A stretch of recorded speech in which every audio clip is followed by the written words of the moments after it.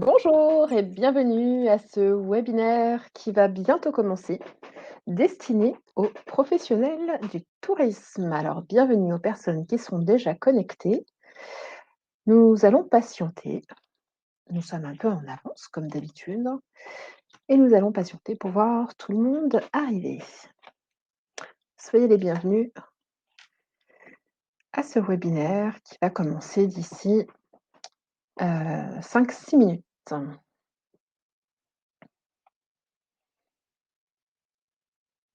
Alors, vous êtes au bon endroit. Si cet après-midi, vous avez choisi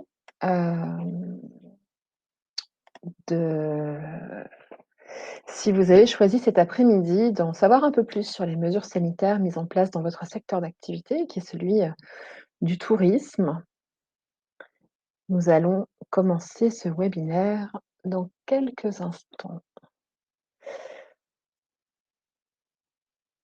Bonjour à tous et soyez les bienvenus.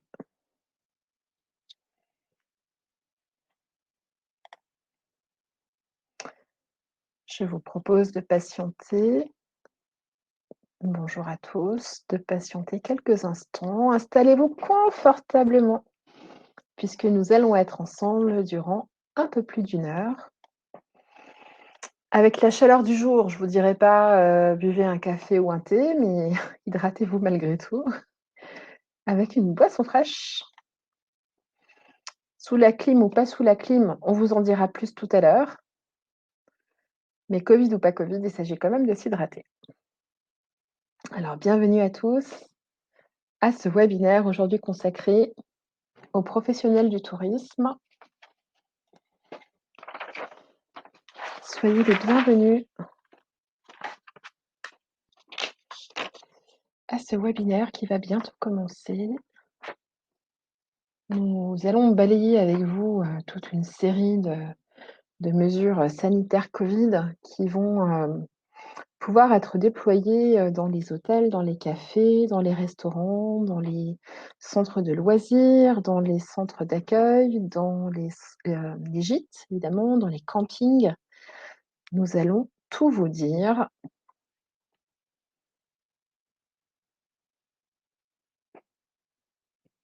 D'ici quelques instants. Bienvenue à tous.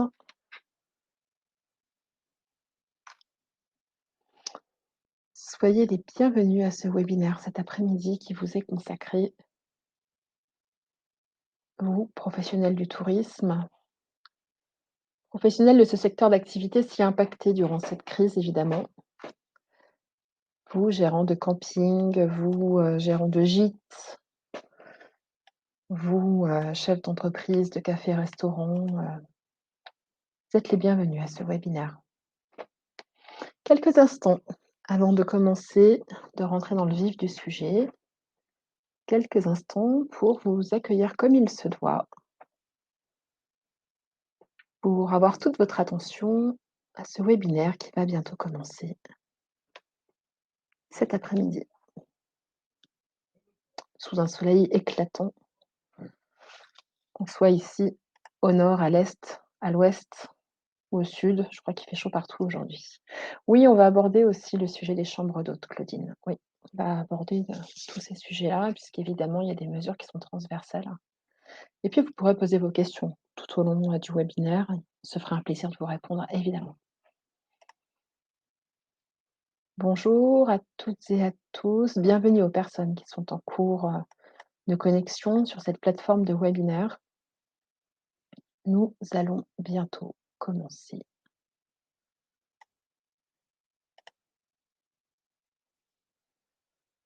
Installez-vous confortablement. Une grenadine, une paille, sous la clim ou au soleil. En tout cas, face à votre ordinateur, peut-être dans vos oreilles. Cet après-midi, ce webinaire vous est consacré, vous les professionnels du tourisme du Grand Est. Alors on me dit: «Pas de paille, c'est pas écolo». Enfin, il y a quand même des pailles, aujourd'hui qui peuvent être écolos, non? En tout cas, installez-vous confortablement. Ce webinaire va bientôt commencer. Bonjour et bienvenue à toutes les personnes présentes et à celles qui arrivent encore maintenant. Nous allons bientôt commencer. Soyez les bienvenus.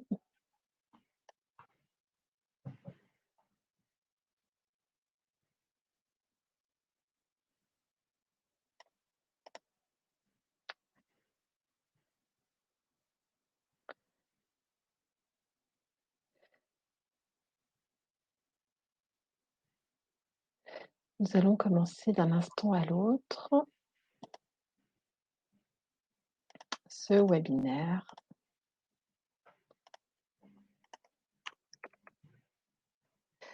consacré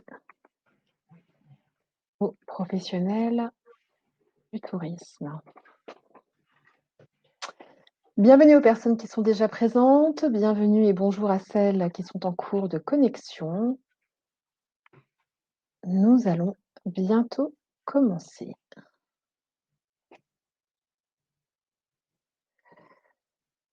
Installez-vous confortablement. Merci de votre présence aujourd'hui. Nous allons, je l'espère, répondre aux questions que vous vous posez sur toutes ces mesures à déployer dans le contexte que nous connaissons maintenant.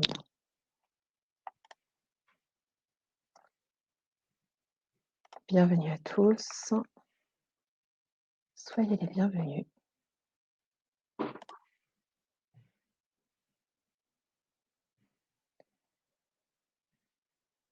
Ce webinaire va commencer d'ici 1 minute. J'espère que vous êtes prêts de votre côté parce que nous, on est super prêts. Pour tout vous dire sur les mesures à déployer dans votre secteur d'activité pour une reprise d'activité sous l'angle de la sécurité et sous l'angle de la reconquête de la confiance de vos clients.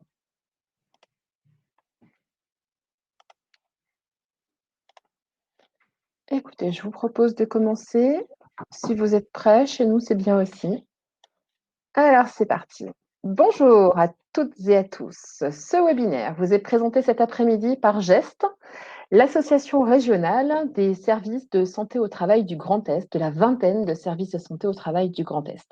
Nous attendons aujourd'hui un peu plus de 70 personnes à ce webinaire consacré aujourd'hui aux professionnels du tourisme. Alors, ce webinaire vous est proposé dans le prolongement d'un guide publié cette semaine, rédigé par les services de santé du Grand Est, avec le soutien de la région Grand Est et de l'Agence régionale du tourisme. Ce guide est un guide de bonne pratique pour les entreprises du tourisme et y sont abordés la réception, l'accueil, l'hébergement, les espaces, les sanitaires communs, etc. Je l'ai dit, les campings, les gîtes, etc. Parmi vous, des entreprises adhérentes à l'un ou l'autre des services de santé de la région, d'autres non, des partenaires, des institutionnels ou d'autres services de santé au travail, et pas d'inquiétude, puisque les informations que nous allons vous donner cet après-midi ne font évidemment pas cette différence. Ce qui nous réunit aujourd'hui, ce sont les questions que vous vous posez et les réponses que nous vous apporterons. Je me présente, je suis Gaëlle Faure, responsable communication à Alsace Santé Travail, service de santé au travail de Strasbourg. Et cet après-midi, ce webinaire sera animé par Dr Françoise Sigel, médecin du travail, et Nathan Coulin, ergonome, tous les deux collaborateurs d'AST 67. Pour ce qui est des questions, je vous propose de les envoyer par l'outil qui se trouve sur votre droite. Clarisse Bellingard, intervenante en prévention des risques professionnels, est dans les starting blocks pour répondre à toutes vos questions. En fin d'intervention, je poserai vos questions à nos experts et Monsieur Pierre Labadie nous rejoindra à la fin de cette intervention pour répondre également à vos questions. Ce webinaire durera environ 1h, 1h15. Le replay et le support de présentation sera disponible sur notre site internet. Nous vous donnerons le lien après. Alors, le Grand Est est une destination aimée des Français et même si la crise nous a fortement impactés, l'heure est maintenant à la reprise d'activité et surtout à la reconquête de la confiance de vos clients. L'enjeu aujourd'hui consiste à rassurer et à communiquer auprès de vos collaborateurs, auprès de vos clients, sur le strict respect des procédures sanitaires et des gestes barrières dans vos établissements et vos structures d'accueil. Alors, nous allons vous accompagner dans ce changement vous expliquant l'intérêt des mesures sanitaires à déployer. Alors, le guide des bonnes pratiques est en téléchargement sur le site de Strong Together, sur le site de la Grande Région et sur le site d'AST 67, entre autres, et sur les sites d'autres services de santé au travail de la région, évidemment. Alors, pour ce qui est des sujets que nous allons voir aborder cet après-midi, Dr Sigel va commencer par faire un rappel sur le Covid-19, son contexte et puis son mode de transmission pour savoir comment s'en protéger. On continuera sur les préconisations sanitaires communes à tous vos métiers. On continuera avec les préconisations spécifiques et puis on finira avec d'autres conseils pour faire le tour de la question. Docteur Sigel, c'est parti. Merci à vous, Gaëlle. J'espère que tout le monde m'entend bien. Oui, nous allons rentrer dans le vif du sujet. Je vais vous parler des critères sur lesquels nous nous basons aujourd'hui, parce que les critères ont légèrement changé au cours de l'histoire du Covid, de l'histoire récente. Ces critères sur lesquels nous nous basons pour vous faire nos recommandations en matière de prévention en entreprise. L'idée, effectivement, c'est de vous donner les outils pour que vous puissiez regagner la confiance de vos salariés et de vos clients.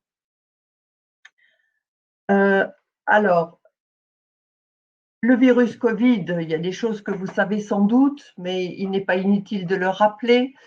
Il est basé sur la question de la transmission par la projection de gouttelettes infectieuses qu'on appelle habituellement les postillons vers les autres et sur les surfaces que ces postillons contaminent. Pour vous donner une idée, parler normalement projette ces postillons à 1,5 m, je dis bien 1,5 m, éternuer, tousser lorsque ce n'est pas fait dans le coude projette à plus de 5 mètres.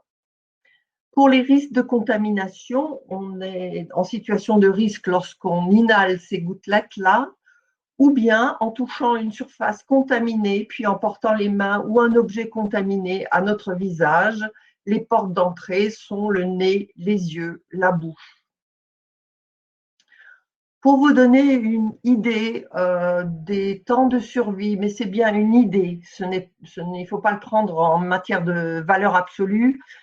Sur la peau, la survie du virus est de quelques minutes. Dans l'air, il est de quelques heures. Sur la monnaie, par exemple, 4 heures. Les vêtements et les cheveux, 12 heures. Le carton, une journée. Plastique, acier inoxydable, de 3 jours. Plus c'est lisse et plus c'est humide et plus ça survit. Pour ce qui est des symptômes Covid, parce que vous allez peut-être, en accueillant le public, être confronté à des gens qui pourraient présenter des symptômes, cela a été redéfini récemment.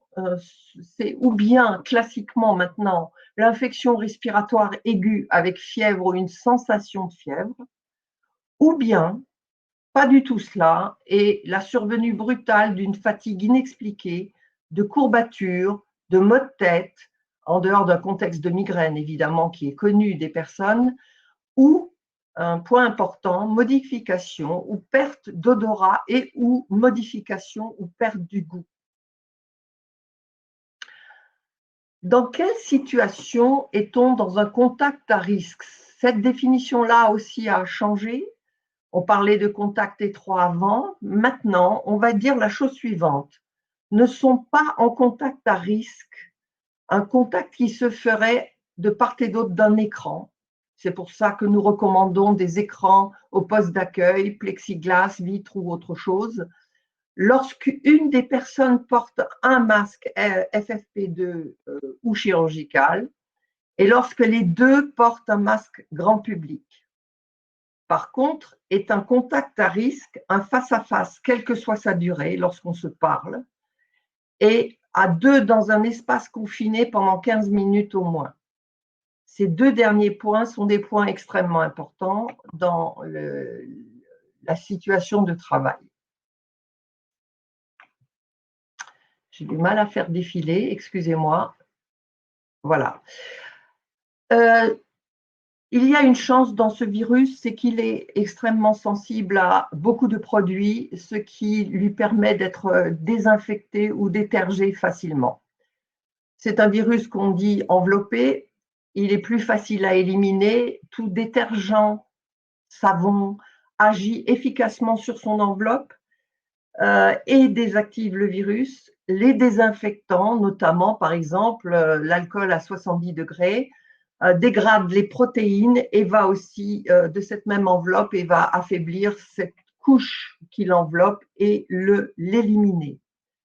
Il sera donc toujours nécessaire de déterger des surfaces, mais dans certains cas, il faut aussi les désinfecter, les décontaminer. C'est notamment lorsqu'il y a un risque de contamination par contact avec les mains.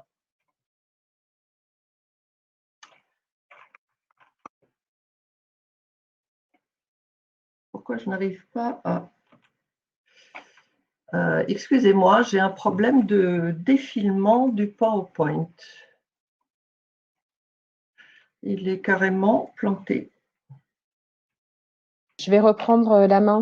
Nathan. Excuse-moi, j'ai un problème de défilement. Nathan, j'ai un problème de défilement. Nathan va reprendre la main sur le défilement. Merci. Pour ce qui est de la désinfection des surfaces, l'OMS recommande par exemple des désinfectants chimiques, il y en a beaucoup, des désinfectants à base d'eau de javel tout simplement à la bonne dilution. Vous trouverez la dilution dans le guide. Les solvants, tout alcool avec un taux d'alcool supérieur à 70%, l'acide peracétique, le chloroforme, mais pas le vinaigre. Et par ailleurs, il faut savoir que le virus du Covid-19 est également sensible à la température avec une décontamination à partir de 60 degrés. Donc, tous les vêtements ou tous les textiles qui sont lavés à 60 degrés sont décontaminés. Les sols qui sont lavés à l'eau chaude, ça va renforcer la décontamination, mais je vous rappelle, la javel, c'est l'eau froide. Merci, docteur Sigel. Nathan, on va continuer avec vous sur les préconisations communes à tous, que ce soit le référent Covid, le port des EPI, donc notamment le port du masque, puisque je vous rappelle que ça reste malgré tout très très important de le porter malgré la chaleur ambiante. Les gestes barrières, évidemment. On y va avec vous, c'est parti. Bonjour à tous. Alors la première préconisation qu'on va pouvoir vous apporter aujourd'hui, c'est déjà d'identifier et de nommer un référent Covid dans vos entreprises. En fait, c'est une personne qui va avoir un rôle d'information et de sensibilisation des salariés et dans votre cas également potentiellement des clients. Il va vérifier la mise en œuvre des gestes barrières dans vos établissements, la mise en place des bonnes pratiques sur l'ensemble des postes de travail et il va assurer une veille réglementaire pour se mettre au courant de toutes les préconisations gouvernementales ou autres qui vont sortir puisque avec ce Covid, on l'a vu, les indications sortent très vite. Alors, si ça vous intéresse, il y a un replay d'un webinaire spécialement dédié à ce référent Covid-19 que vous trouvez donc sur le site internet d'AST67. Alors, on parlait donc de gestes barrières, il faut donc les rappeler, ils sont importants, vous les connaissez probablement par cœur, mais on va les balayer très rapidement. Il faut évidemment se laver régulièrement les mains, soit avec de l'eau ou du savon, soit avec une friction de gel hydroalcoolique. Il va falloir tousser ou éternuer dans son coude ou dans un mouchoir. Et il va falloir respecter une distanciation physique. Alors, la distanciation physique gouvernementale est d'1 mètre. On va voir par la suite qu'on peut même considérer une distanciation physique plus importante pour se protéger d'autant plus.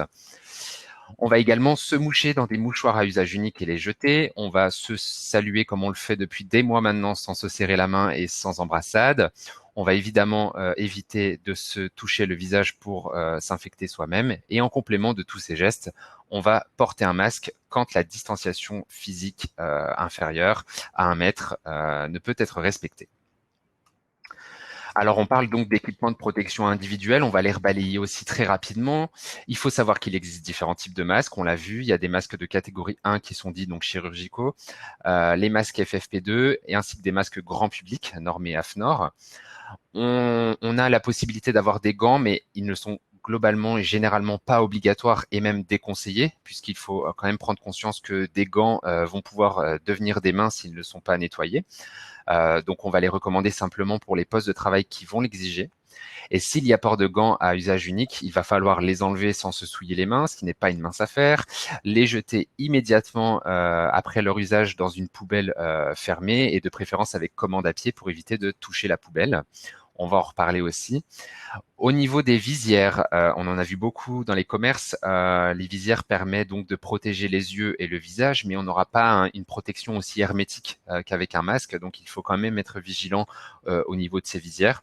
Elles protègent donc de la projection de gouttelettes infectieuses. Et il existe également des blouses selon les activités qu'on peut rencontrer, si besoin, à usage unique ou au moins lavable à 60 degrés. Alors très rapidement, on va redétailler les petits, les types de masques. Donc les chirurgicaux, il faut savoir qu'ils protègent partiellement le porteur, mais protègent complètement les autres personnes autour. Et il a une durée de port maximale de 4 heures. Les FFP2 et FFP3, il en existe avec ou sans valve. Donc sans valve, on va avoir une protection complètement optimale entre le porteur et les personnes autour, alors qu'avec une valve, la personne sera protégée, mais par contre, les gouttelettes infectieuses pourront potentiellement être expulsées par cette valve, donc elle ne va pas protéger les autres. Dans les deux cas, c'est le masque qu'on peut porter le plus longtemps, c'est 8 heures de port maximum.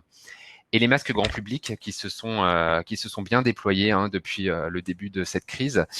Il en existe 2 catégories, 1 et 2. Elles vont protéger toutes les deux partiellement le porteur et complètement les autres personnes, comme un masque chirurgical, avec aussi une durée de port de 4 heures.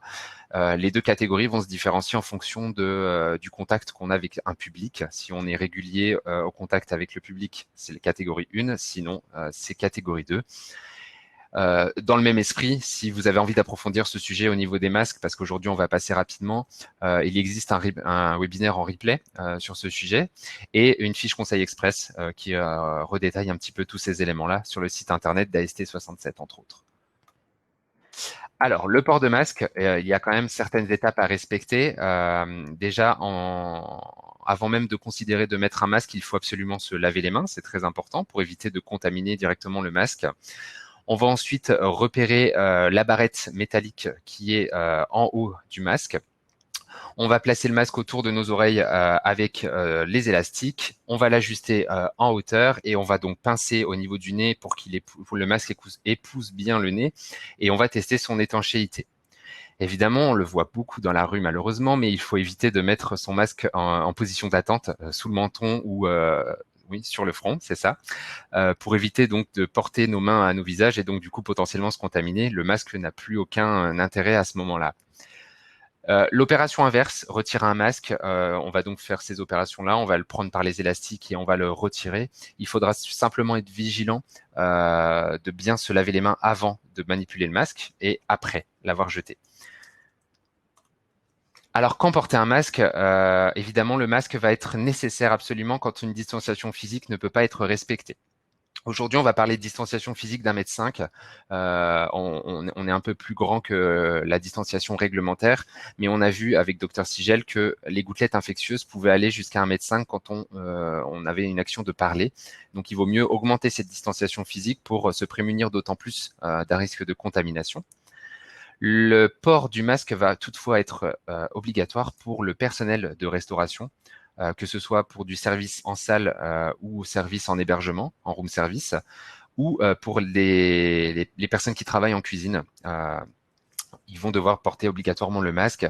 En cuisine, les salariés vont devoir également porter des gants et une coiffe. Et au niveau de la plonge, il va falloir également une surblouse à usage unique et des lunettes, puisqu'il y a un risque de projection quand même un peu plus important quand on fait de la plonge. Alors, donc distanciation physique, si on la redétaille un petit peu, toujours privilégier donc une distanciation de plus d'1,5 m, on ne le dira jamais assez. C'est une distanciation qui est à respecter entre les individus, mais également entre tous les équipements qui vont faire qu'on va avoir un regroupement de personnes, c'est-à-dire entre les tables dans les espaces communs, dans les espaces de restauration, il va falloir les espacer, entre les lavabos dans les sanitaires, entre les bains de soleil sur les lieux de détente, etc., etc. C'est une règle qui est appliquée à large échelle.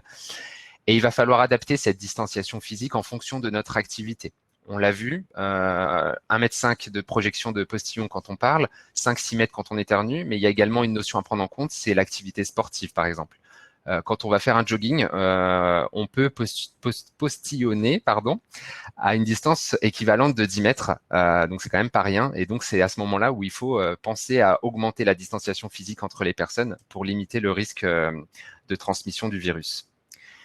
Pour aider à cette distanciation physique, on va également matérialiser au sol ces distances. On pense surtout aux files d'attente et tout ce qui est lieu de regroupement de personnes. Et également pour les personnes qui travaillent en extérieur, il est préférable de délimiter ces zones d'intervention en extérieur pour éviter une promiscuité entre les gens. Au niveau des hébergements, il va falloir essayer de privilégier les check-in, check-out et tous les paiements sans contact. Globalement, il faut essayer de réduire au maximum la promiscuité avec le public.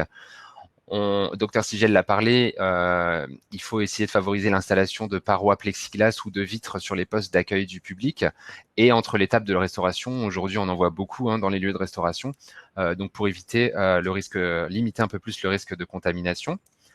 On va conseiller d'inciter les collaborateurs à privilégier des moyens de communication à distance, donc téléphone ou visioconférence comme aujourd'hui, pour transmettre des consignes de travail, pour prendre des commandes, pour faire un retour d'expérience, pour prendre du contact et sensibiliser ses collaborateurs.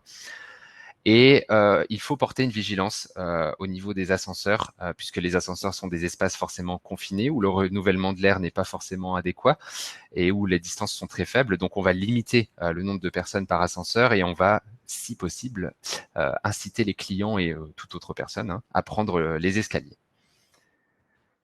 Au niveau des livraisons, il va falloir privilégier les livraisons à distance, en tout cas des livraisons qui ne se font sans contact entre les livreurs et les salariés.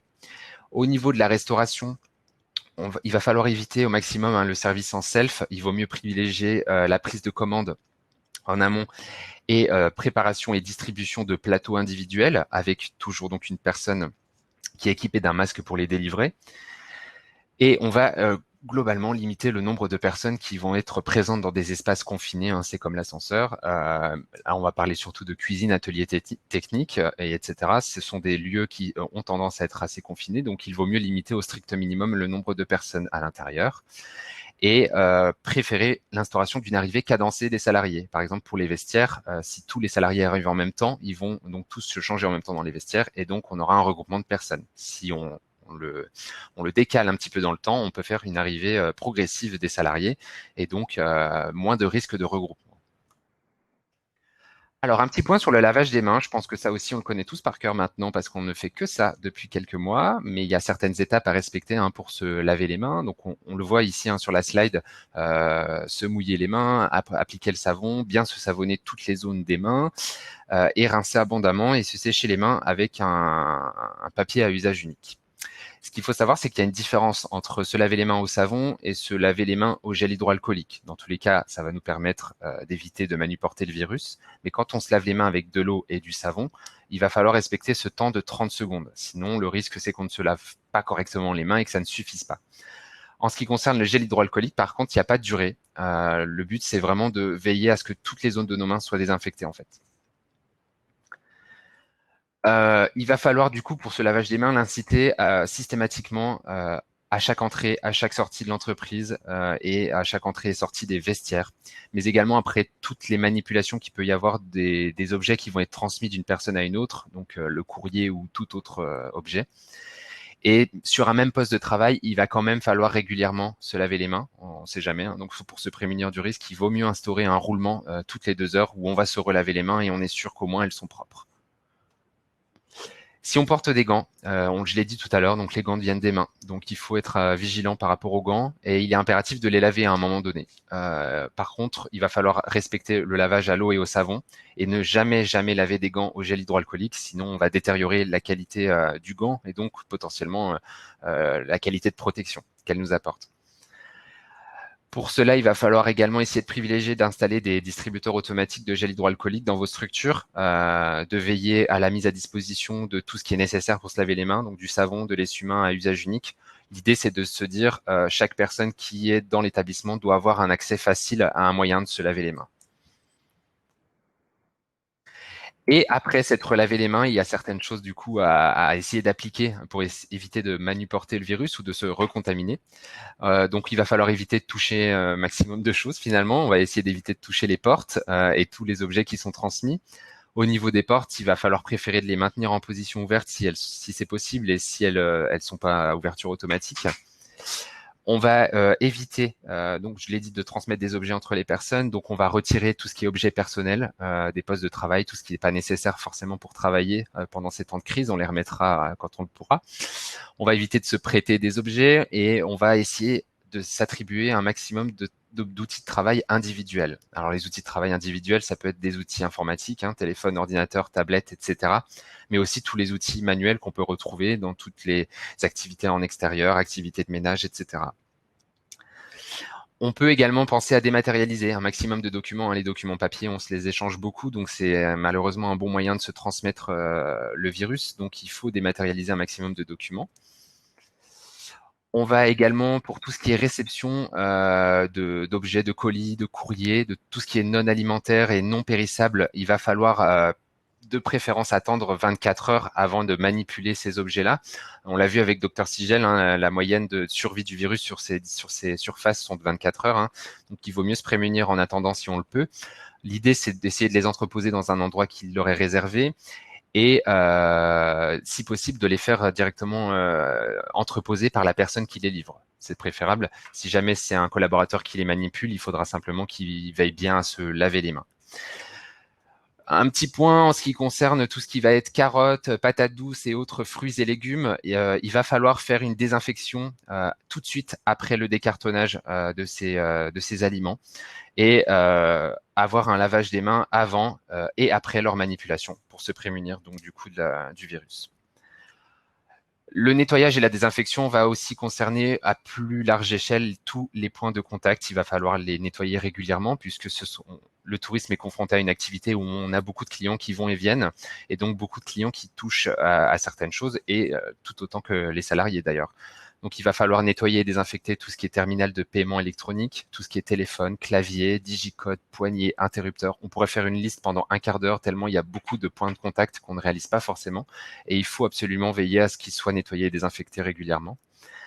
Et on peut également demander aux clients des hébergements de participer à certains actes, déposer des serviettes dans les douches ou dans des espaces qui sont prévus à cet effet pour éviter que le personnel d'entretien les manipule, respecter les gestes barrières, réceptionner les plateaux alimentaires sur leur palier, éviter de rentrer dans la chambre et de donner de main à main ce plateau, etc. On le voit beaucoup aujourd'hui pour ceux qui ont repris comme moi la fréquentation des restaurants et des bars. Il va falloir retirer tout ce qui est cartes, menus, flyers et dans les hébergements, tout ce qui est couvre-lit et coussins décoratifs. Globalement, tout ce qui est encore une fois touché par les personnes.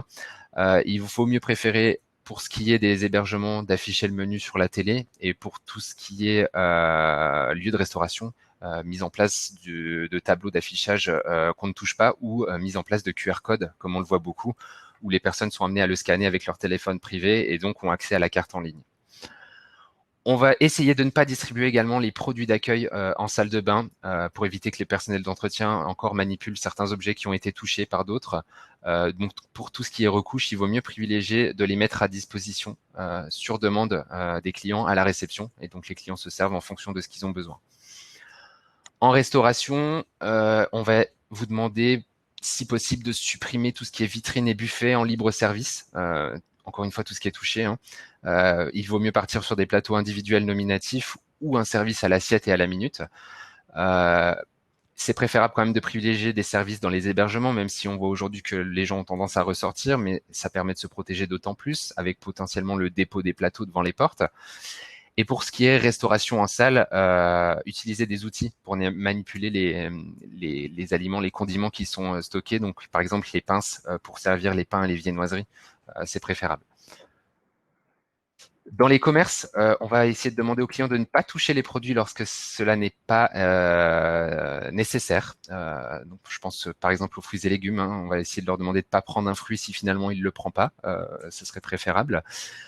Il faudrait mettre à disposition des sprays désinfectants autant que faire se peut dans tous les lieux de partage pour pouvoir bien désinfecter avant d'utiliser une machine et après pour le prochain.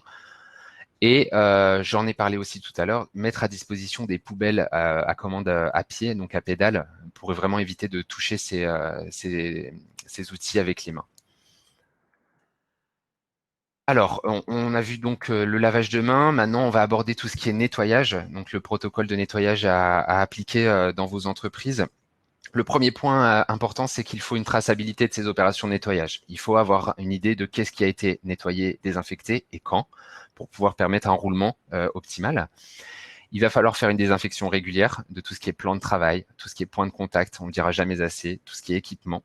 Et pour le nettoyage des sols, il va falloir privilégier un nettoyage à l'humide. L'aspirateur, il va vraiment être déconseillé parce qu'il va remettre en suspension potentiellement des particules virales, sauf s'il est équipé d'un filtre EPA, mais il vaut mieux privilégier le nettoyage à l'humide. Pour un nettoyage régulier des sols, s'il n'y a pas de suspicion de contamination, on a vu avec Dr Sigel, les détergents fonctionnent très très bien. Donc une solution détergente classique fera l'affaire. Il faudra simplement toujours coupler le nettoyage à une aération naturelle régulière des locaux. Donc, 3 fois par jour pendant 15 minutes, ça c'est pareil, on va leur dire plusieurs fois pendant le webinaire, c'est très important. Et donc, on le verra, on en reparlera aussi, mais essayer de proscrire tout ce qui est ventilation collective et recyclage de l'air ambiant. Dans les hébergements, pour le protocole de nettoyage, il vaut mieux essayer d'éviter de travailler à deux, toujours éviter cette promiscuité entre les personnes quand c'est possible, bien sûr.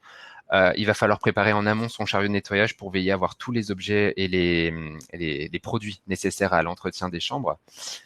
Après un départ client, il faut veiller à l'aération naturelle de la pièce pendant au moins 15 minutes et il vaut mieux attendre même de préférence 3 heures avant de débuter un nettoyage à blanc, donc un nettoyage complet des chambres.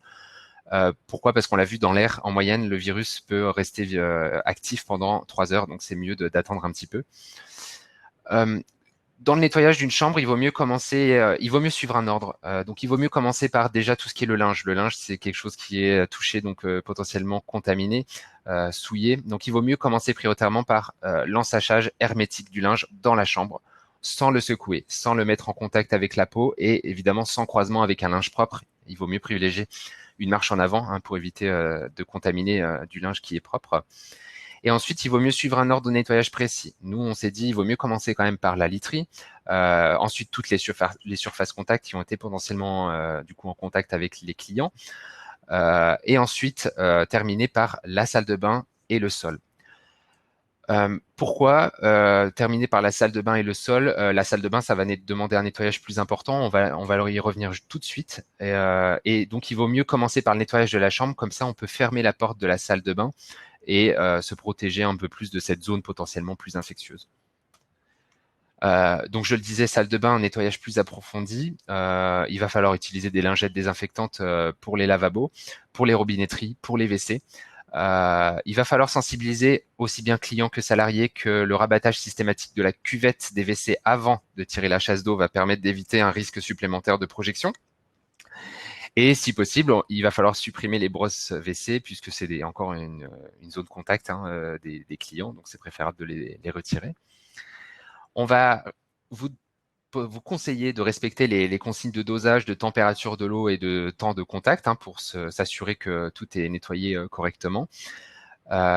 Et au sens plus large, il va falloir de toute façon éviter tout ce qui est procédé de ménage qui va induire une remise en projection des particules dans l'air. Donc, encore une fois, ne pas secouer ni la literie ni les serviettes. Au niveau des parties communes, même mot d'ordre, augmenter la fréquence de nettoyage évidemment. On va vous conseiller de désactiver les sèche-mains. Pareil, ça remet en suspension les particules virales, donc il vaut mieux éviter. Et un petit conseil qui peut être intéressant, c'est s'il y a des rondes de nuit, les optimiser pour qu'il y ait la désinfection des principaux points de contact pendant cette ronde de nuit, puisque pendant la nuit, potentiellement moins de croisements entre les gens, et donc on s'assure que les points de contact sont au moins nettoyés à ce moment-là. Dans les cuisines, il va falloir nettoyer et désinfecter évidemment chaque poste de travail entre services et chaque équipement qui va être transmis d'une personne à une autre. Et un petit conseil sur les températures de plonge qui doivent être respectées pour éliminer ce virus. Donc au moins 60 degrés pour le lavage et 70 à 80 degrés pour le rinçage. Pour le linge, le linge c'est pareil, c'est quelque chose qui va potentiellement facilement transmettre le virus, donc il faut quand même adopter quelques règles, avoir une tenue adaptée pour gérer le linge sale, donc des manches longues et des gants hein, pour se protéger soi. Tenter dans la mesure du possible de ne plus traiter le linge qui appartient au client pour limiter les risques de transmission. Le cycle à 60 degrés pour le lavage du linge, hein, puisqu'on on l'a vu, le virus ne survit pas au-delà de cette température, sans surdosage de la lessive, puisque ça n'aura pas d'impact sur l'élimination du virus. Et il va falloir réfléchir à l'éventualité où on est confronté à un linge ou une tenue qui est contaminé, et donc il vaut mieux établir un protocole pour sa gestion et pour son nettoyage. Alors la question maintenant qu'on doit se poser, c'est qu'est-ce qu'on fait quand on doit nettoyer une surface qui a été on suspecte ou qu'on sait de manière ferme qu'elle a été en contamination par le virus du Covid-19. Il faut adopter une combinaison jetable ou une blouse, des gants jetables ou de ménage et des masques pour se protéger soi. Et il va falloir utiliser donc un produit désinfectant pour les points de contact avec des lavettes jetables et donc la solution désinfectante virucide qui répond à la norme 14476 pour s'assurer qu'elle est réellement efficace. Pour tout ce qui est nettoyage de sol et surface, il faut prévoir 3 bandeaux de lavage. En fait, on va faire une détergence, un rinçage et une désinfection. Donc le premier pour le produit détergent, le second pour le rinçage à l'eau potable et le dernier avec donc le désinfectant. Donc ici, on parle d'eau de javel diluée à 0,5%. On en a fini avec le nettoyage. Quelques mots encore pour ces préconisations générales. Qu'est-ce qui se passe si on est amené à avoir un salarié qui présente des symptômes? Il faut mettre en place une procédure pour gérer cette éventualité. Évidemment, il faut interdire forcément l'accès à toute personne qui présente des symptômes. Il faut encourager les salariés à surveiller leur propre état de santé, donc potentiellement vérifier leur température. On va isoler les personnes symptomatiques si jamais elles sont présentes à l'intérieur dans une pièce avec donc gestes barrières et équipements de protection individuelle. Et il va falloir ensuite mobiliser le personnel adéquat, donc soit un professionnel de santé qui est dédié dans l'entreprise, soit un sauveteur secouriste du travail, le référent Covid, avec bien sûr port de pays, et on analyse ce qui se passe. S'il n'y a pas de signe de gravité apparent, il va falloir contacter le médecin généraliste demander à la personne de contacter son médecin généraliste ou contacter le médecin du travail de l'entreprise pour demander conseil. Et il va falloir organiser son retour à domicile à cette personne. Par contre, s'il y a signe de gravité, on ne se pose pas de questions, on appelle le 15 et on organise l'arrivée des secours. Maintenant, c'est un client qui présente des symptômes. C'est une éventualité aussi à prendre en compte, évidemment. Alors, avant tout séjour, il faut former les équipes de réception sur ces procédures à suivre en cas de suspicion de contamination du virus. Pendant le séjour de la personne, si elle commence à présenter des symptômes, il faut inviter les gens à se manifester en appelant la réception et à s'isoler dans l'attente d'un avis médical. Et il faut s'assurer qu'il manque de rien, donc qu'il ne manque pas de masque, qu'il ne manque pas de savon, pour respecter encore une fois ces gestes barrières.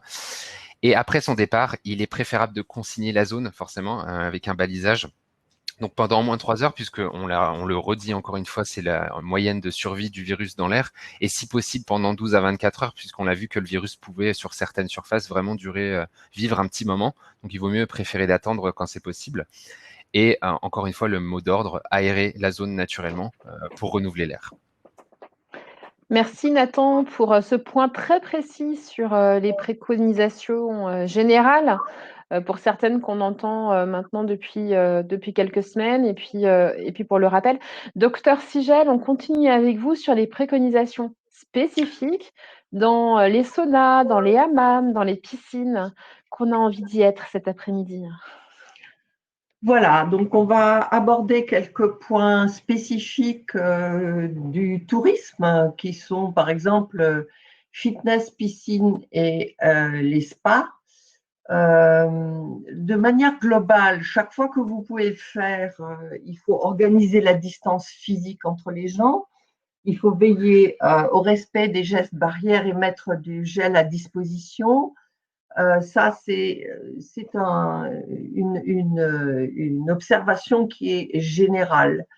Avant la réouverture des fitness, piscines et spas, bien évidemment, vous allez procéder à des entretiens déclaration et opérations sanitaires nécessaires avec purge, lavage des filtres et canalisation, traitement et surveillance des légionnelles, c'est du classique.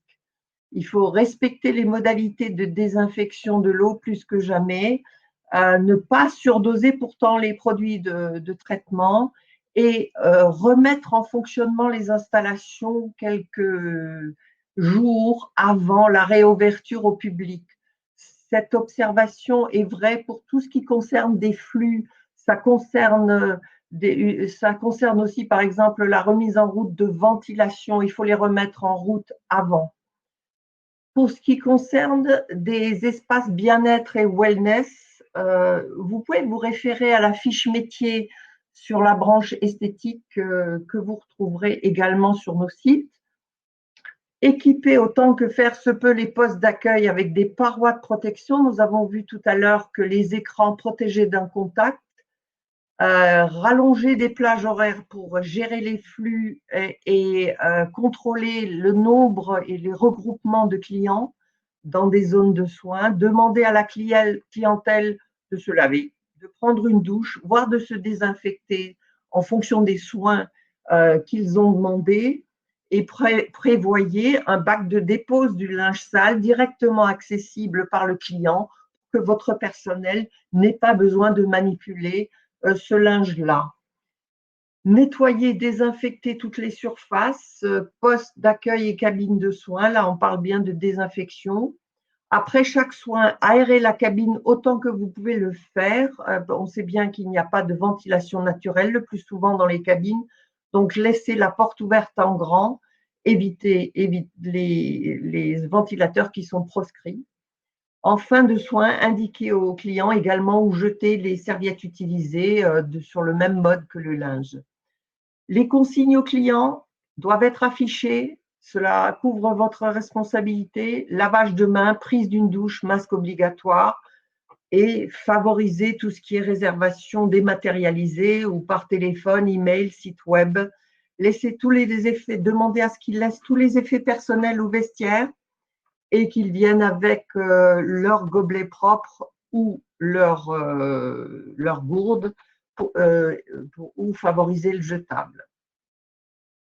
Pour les spas, piscines et hammams, ayez à l'esprit que le virus survit beaucoup mieux dans les zones humides. Donc les hammams, reste un point de vigilance.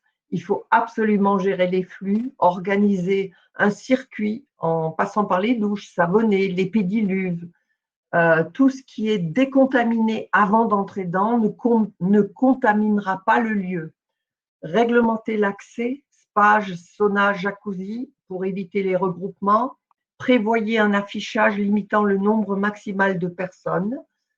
Nettoyer, ça veut dire prendre du temps. L'hygiène prend du temps. Donc, prévoyez 30 minutes avant l'ouverture et 30 minutes après la fermeture pour nettoyer tous vos locaux. En salle de repos, espacez les transats, organisez donc la distance physique et mettez des housses jetables sur les différents transats. Désinfectez les endroits que l'on touche sur le transat. Pour ce qui est du sauna, évidemment, la serviette est obligatoire avant de s'y asseoir. Pour ce qui est de la piscine, encore une fois, ce sont des mesures de prévention collective, organisationnelle. Rendez le passage par la douche et le pédiluve incontournable. Recommandez le port du bonnet aussi. Mettez à disposition du savon liquide. Nettoyez régulièrement les fils. Désactivez le recyclage d'air. Il faut toujours privilégier la prise d'air neuf. Condamner les sèche-cheveux, espacer les transats et chaises dans les aires de repos, contrôler l'affluence avec l'attribution de tranches horaires et contrôle d'accès, et interdisez la pratique sportive dans les espaces collectifs en zone humide. Vous avez vu avec Nathan que la pratique sportive, elle projetait les postillons très loin. Le milieu humide est particulièrement favorisant pour laisser les virus en suspension dans l'air, donc il faut être particulièrement vigilant là-dessus. Pour ce qui est de l'hébergement collectif, hôtel, auberge, club, colonie de vacances, Il faut adapter les programmes d'animation, de préférence en extérieur. Tout ce qui est fait en extérieur est moins à risque, avec respect des distances. Vous disposerez des produits désinfectants dans les parties communes. Vous renforcerez le nettoyage et la désinfection des parties communes. Vous organiserez le planning pour limiter les regroupements de collaborateurs et vous recommanderez le nettoyage de vaisselle par l'occupant lui-même. Appliquer les règles de distance physique également à la question du transport. Ici, cette distance physique ne peut pas être respectée. Il faut imposer le masque et procéder au nettoyage et à la désinfection du véhicule. Pour les hôtels, auberges, clubs, colonies de vacances, le nombre avec l'accueil de mineurs, c'est une autre problématique. Le nombre n'est pas restreint, mais fixé par l'organisateur. Mais sauf exception, les responsables légaux ne sont pas admis pour ne pas augmenter la fréquentation. Imposer le lavage des mains des mineurs, c'est le moment de leur apprendre l'hygiène et la désinfection du matériel. Lorsqu'il est transmis entre eux, le port du masque n'est obligatoire que pour les plus de 11 ans. Limiter la participation des mineurs aux tâches de nettoyage, qui, elles, sont réservées prioritairement aux intervenants adultes avec port de pays, parce qu'il faut être aussi sûr que ça soit fait correctement. Ne mettez pas en libre accès tout objet pouvant être touché par plusieurs personnes et la restauration peut se faire sous forme de panier individuel ou de plateau repas et privilégier une distance de 1,5 m entre les mineurs au moment du repas. Pour ce qui est des autres prestations, par exemple, favoriser les visites libres aux visites guidées, vous trouverez bien évidemment beaucoup plus de détails dans le guide. Ça serait fastidieux de tout vous exposer, ça ressemblerait à une checklist qui n'en finit pas. Limitez les navettes pour les clients, donnez leur rendez-vous dans un lieu identifié et assurez-vous que chaque collaborateur dispose d'une bouteille ou d'une gourde personnelle, notamment lorsqu'il fera chaud. Pour ce qui est des soins à domicile, demandez aux clients de ranger, nettoyer, désinfecter le lieu de prestation avant l'arrivée du salarié et aérer le lieu en ouvrant les fenêtres et demandez-lui de rester dans la pièce et que les autres membres de la famille n'y soient pas. Un petit point de vigilance sur le no-tourisme, vigilance au niveau de la dégustation et du crachat, ainsi que confinement possible au niveau des caves lorsque vous accueillez du public dans les caves. Organisez un maximum d'activités plutôt dans les espaces aérés en terrasse avec distance physique d'1,5 m, avec un plan de nettoyage et de désinfection régulier de tous les éléments en contact avec les personnes. Vous trouverez beaucoup plus de détails par le lien qu'on vous indique sur cette slide. Voilà, je laisse la parole à Nathan pour les autres conseils sanitaires.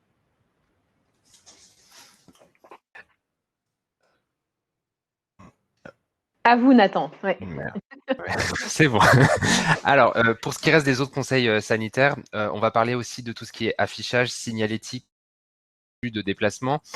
Il va falloir afficher à l'entrée des entreprises et aussi aux réceptions tout ce qui est information préalable à l'accueil de clients. Donc, quelles sont les consignes sanitaires qui sont mises en place, que vous imposez, quelles sont les modalités de prise de rendez-vous, comment vous organisez les services, quelles sont les modalités de paiement, retrait de marchandises. Il faut vraiment que le client puisse être au courant de tout ce qui est organisé dans vos établissements pour prémunir votre santé et prémunir la leur. Il va falloir matérialiser tout ce qui est flux d'accès, donc flux d'accès d'entrée et de sortie, que ce soit dans le temps ou dans l'espace. Globalement, il faut tout faire pour éviter que les gens se croisent. Il va falloir mettre en place une marche en avant, j'en parlais tout à l'heure, donc éviter que le sale contamine du propre, donc en cuisine, en blanchisserie. Éviter que le croisement entre les éléments sales et propres. Voilà, c'est exactement ce que je dis, c'est très bien. Pour la suite... Au niveau des ventilations mécaniques et climatisation, quelques petits points parce que c'est important. On le répète jamais assez. Il faut renouveler l'air avec un apport extérieur. Donc 15 minutes à chaque fois et 3 fois par jour au moins. Et il faut essayer de ne pas désactiver la ventilation la nuit et le week-end. Vaut mieux la laisser en vitesse réduite pour vraiment prévoir une circulation de l'air à l'intérieur et éviter que l'air commence à stagner.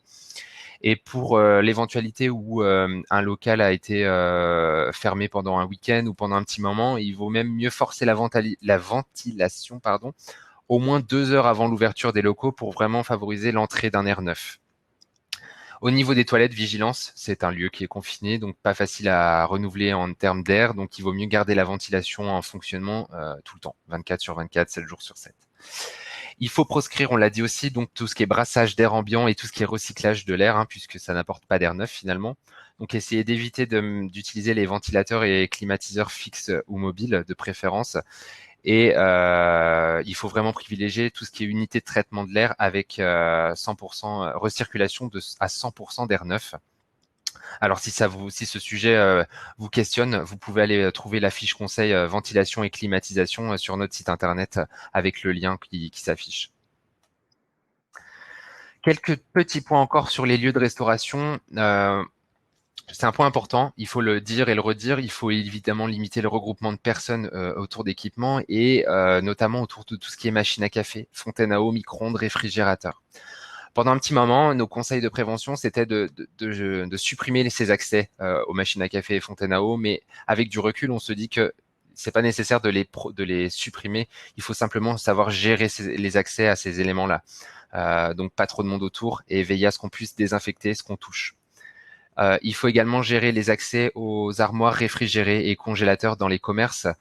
C'est un petit peu ce que j'ai dit tout à l'heure. Il faut essayer d'éviter de toucher ce dont on n'a pas forcément besoin dans les commerces. Donc, les armoires réfrigérées, on va les toucher pour les ouvrir. Donc, il vaut mieux un accès exclusif aux vendeurs si c'est possible. Comme ça, il est lui seul garant du risque de contamination. Il vaut mieux privilégier pour la restauration plusieurs services pour pouvoir gérer l'affluence des clients, éviter que tous se regroupent au même moment et essayer d'étaler finalement les prises de repas et prioriser donc la prise de réservation et de commande par téléphone pour étaler les horaires. Et pour ce qui est des travailleurs, éviter la restauration sur le poste de travail. C'est valable en temps de Covid, mais c'est valable en tout temps en fait. Il vaut mieux éviter de manger là où on travaille. Quelques points au niveau des déplacements. Alors évidemment, il va falloir les limiter à ceux qui sont vraiment utiles et nécessaires pour l'entreprise. Et si on a un déplacement qui est indispensable, il faut privilégier un seul véhicule par salarié. Enfin, un salarié par véhicule. Et si on a 2 salariés, il faut mieux en positionner un à l'avant et un à l'arrière en quinconce et avec chacun des masques, puisque la voiture, forcément, c'est un espace confiné, sauf si on roule toute vite baissée. Mais il vaut mieux quand même se protéger. Il va falloir désinfecter.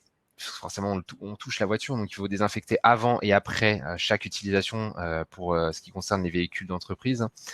Et un point aussi important, il faut prévoir du gel hydroalcoolique dans le véhicule, mais il faut faire attention, il faut être vigilant parce que le gel hydroalcoolique, c'est une substance qui est inflammable, donc il faut éviter de la laisser à la chaleur. Donc si on sort du véhicule, il vaut mieux, si on utilise un véhicule, il vaut mieux prendre son propre flacon de gel hydroalcoolique sur soi et l'emmener ensuite quand on n'utilise plus le véhicule. Quelques points encore au niveau de la gestion de vos déchets. Il faut, ça c'est valable en temps normal aussi, mais réduire au maximum ces déchets.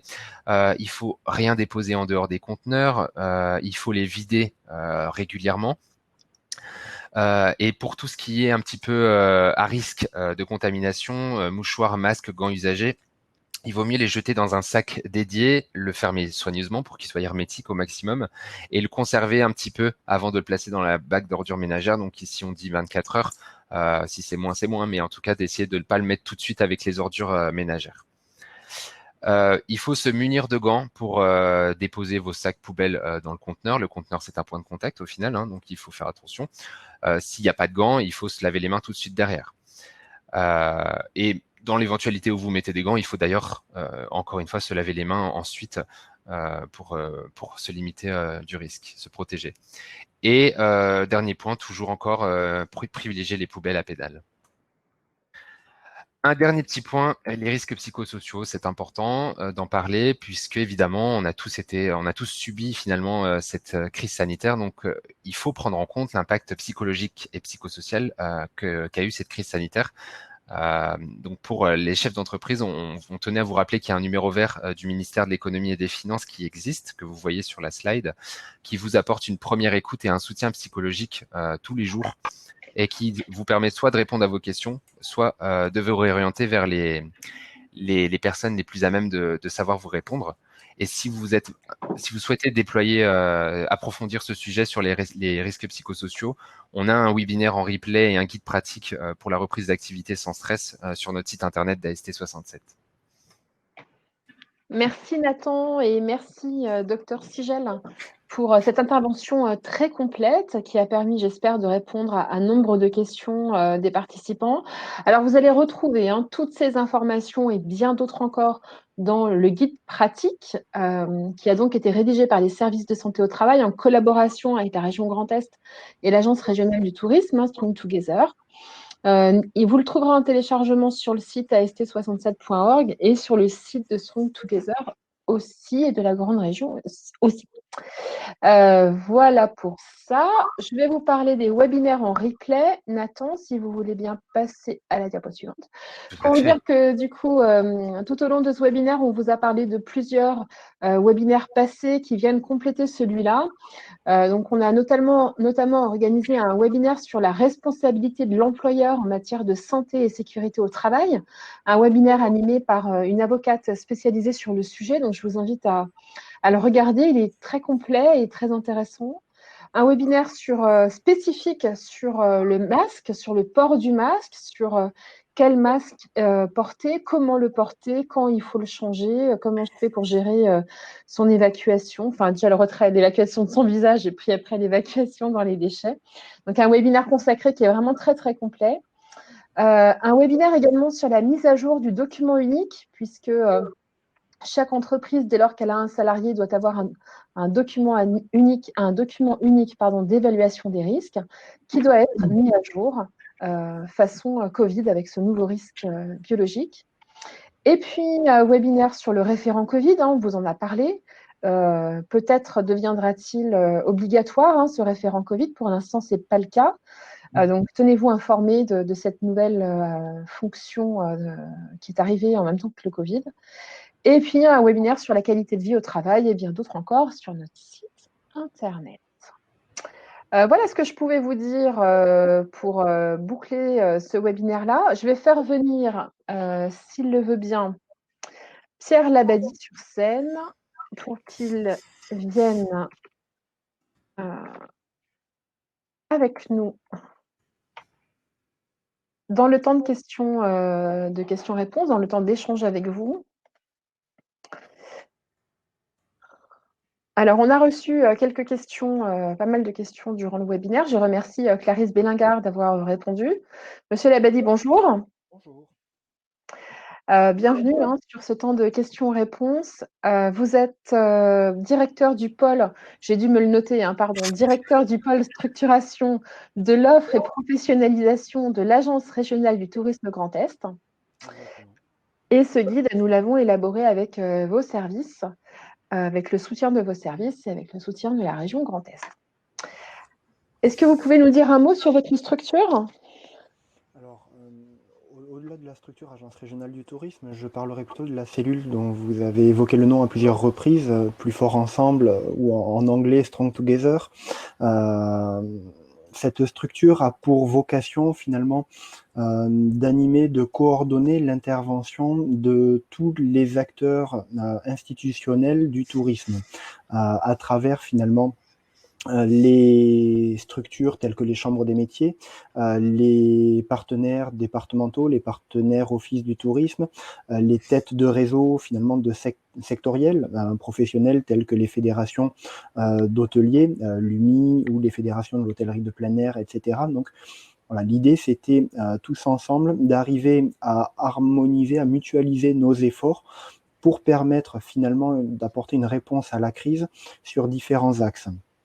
Le premier axe, c'était celui du soutien financier notamment, pour permettre, dans un premier temps de confinement et de finalement cessation d'activité brutale, avec un chiffre d'affaires pour nombre d'entreprises à zéro, d'arriver à assurer la viabilité, la pérennité de l'activité à travers la mobilisation des différents dispositifs financiers, donc informer de l'existence des différents leviers financiers que ces entreprises touristiques pouvaient mobiliser, mais également dans un second temps d'arriver à identifier celles des activités qui ne pouvaient pas obtenir de financement parce que voilà, quand on est dans l'urgence ou l'État dans l'urgence a construit, la région a construit des dispositifs qui parfois ont mis de côté certaines activités pour lesquelles le secteur touristique n'était pas l'activité principale, mais était quand même une grosse part du chiffre d'affaires. Donc, on a fait en sorte de faire évoluer et de faire, voilà, d'engager la discussion avec les porteurs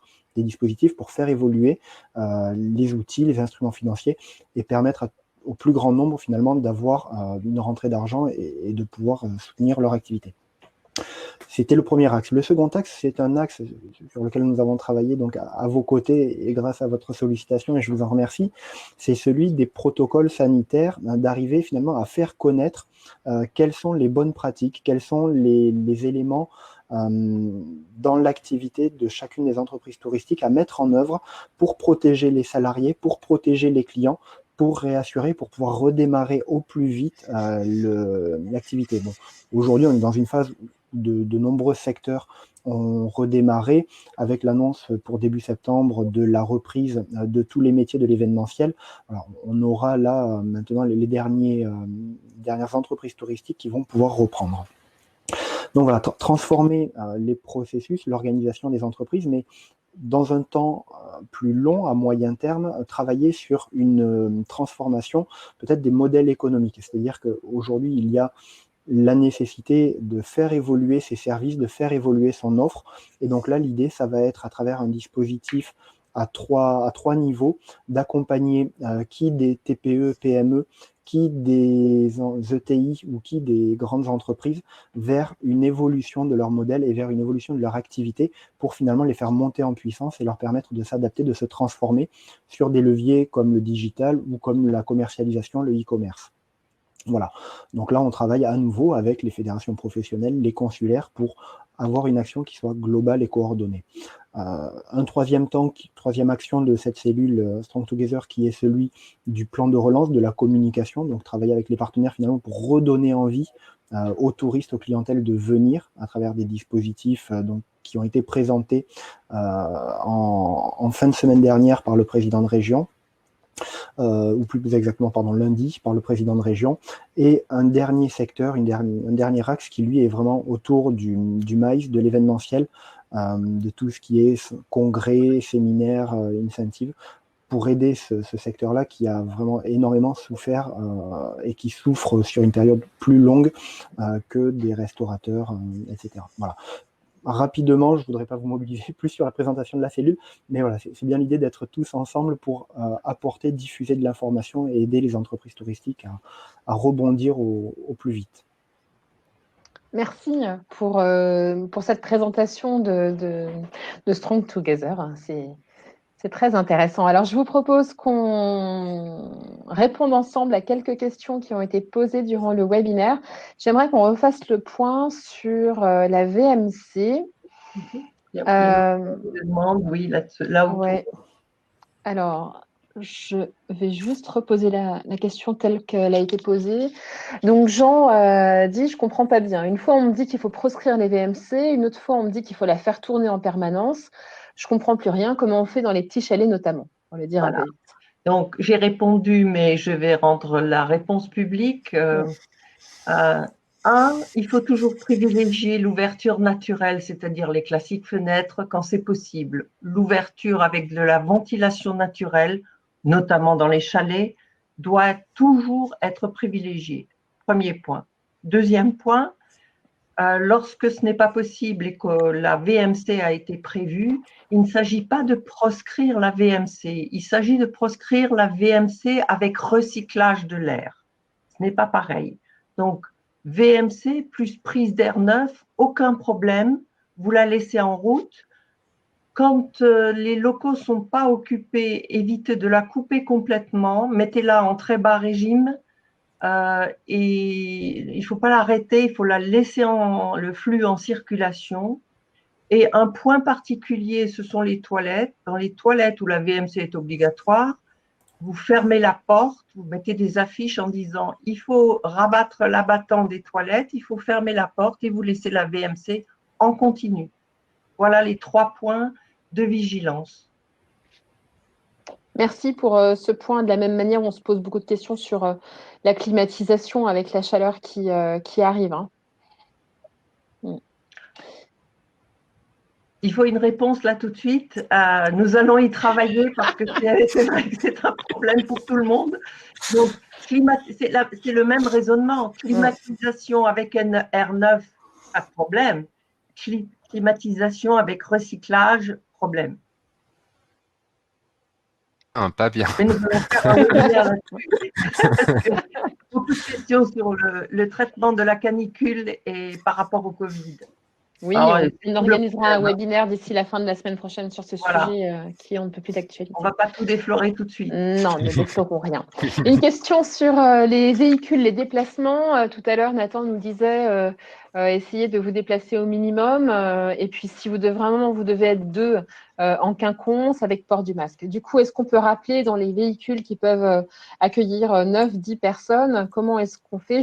Combien de personnes peuvent être autorisées à entrer dans le véhicule et sous quelles conditions? Rappelez juste les mesures de sécurité. Moi, j'ai répondu 4, mais bon, tu as peut-être une autre opinion.